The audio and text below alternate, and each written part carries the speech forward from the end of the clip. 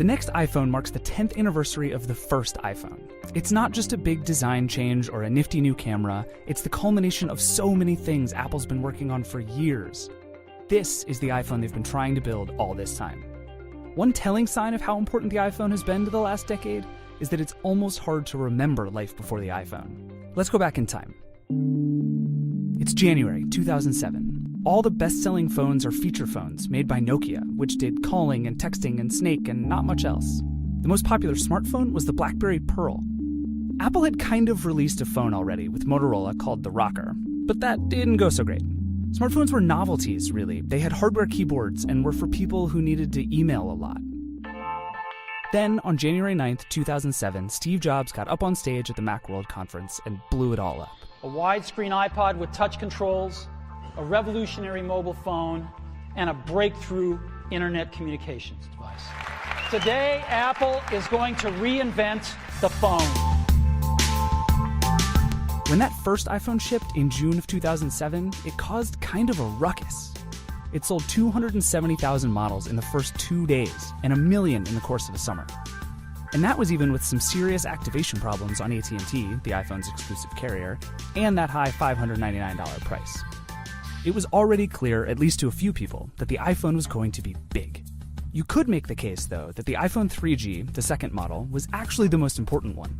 First of all, you could buy it for $199 with a 2-year contract. The phone also came with GPS and 3G data, two pretty standard features the iPhone somehow didn't have. The iPhone 3G could do push email and turn-by-turn navigation, and most of all, it had an app store. Finally, developers didn't have to build web apps or find janky ways to end around the iPhone's security just to install an app. They could make them and sell them right through the store.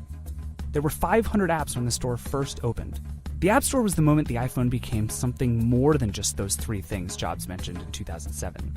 It was an internet communicator, an iPod, and a phone, yes, but suddenly it was also a television and a shopping tool and a way to get work done away from the office. It was a computer in your pocket. From there, Apple kept refining the iPhone.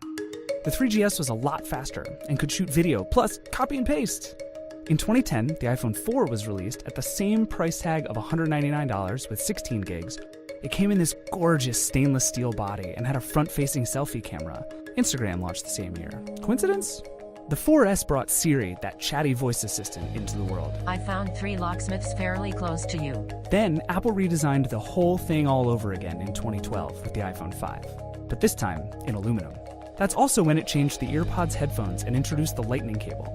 There were some tangents along the way, like the awesomely colorful 5C, but Apple mostly just kept on polishing and perfecting its phone. As all this was happening, Apple was also making a bunch of investments to give it more control over how the iPhone works and evolves. Today, the company makes its own chips, does its own machine learning, builds its own hardware and software, runs its own cloud services, all the way up and down the line. It even controls the way you get your iPhone fixed. That stuff matters to Apple's bottom line and to your phone. But by 2014, the rest of the market had at least somewhat adapted to this crazy new world. Across the board, phones started to be really good. Nobody was making hardware keyboards anymore or fretting about swappable batteries. Everyone had a pocketable monolith of computing communication power. Android claimed its spot as the only real iPhone competitor, with a huge app store and ecosystem of its own. And other companies had found ways to compete with Apple. Samsung finally got its design right and built a camera that could rival the iPhones. And they also built big phones, compared to the relatively tiny iPhone. Turns out, people liked big phones. So what did Apple do? They built a big phone. The iPhone 6 went from a 4-inch screen to a 4.7-inch panel, and the new iPhone 6 Plus went all the way to 5.5 inches. That went, well. Apple sold 74.5 million phones in the quarter after the iPhone 6 came out. By that point, Apple had become a truly global power, even becoming one of the biggest players in China.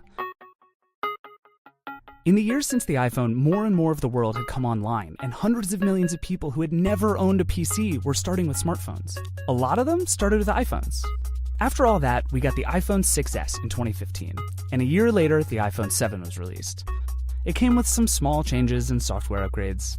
Okay, some people still mourn the lost headphone jack. But other than the dual camera on the iPhone 7 Plus, it's now been a couple of years since Apple really rethought what the iPhone should be. And once again, the rest of the smartphone world is doing some interesting stuff while Apple just sits on its hands and its incredible pile of cash. Other high-end phones have screens with virtually no bezels, so it's like all you're holding is a display. They do wild augmented reality things thanks to tracking sensors and super powerful cameras. They dock into VR headsets so you can leave this crazy world and hang out in a better one. All the best apps tend to be everywhere. Android is great, and lots of other companies have figured out how to make awesome looking and awesome performing phones. Jobs said during that original launch in 2007 that the iPhone was 5 years ahead of the competition. He was right, and then some. But after 10 years, it started to feel like Apple needs something big again. And now, as if on cue, here comes something big.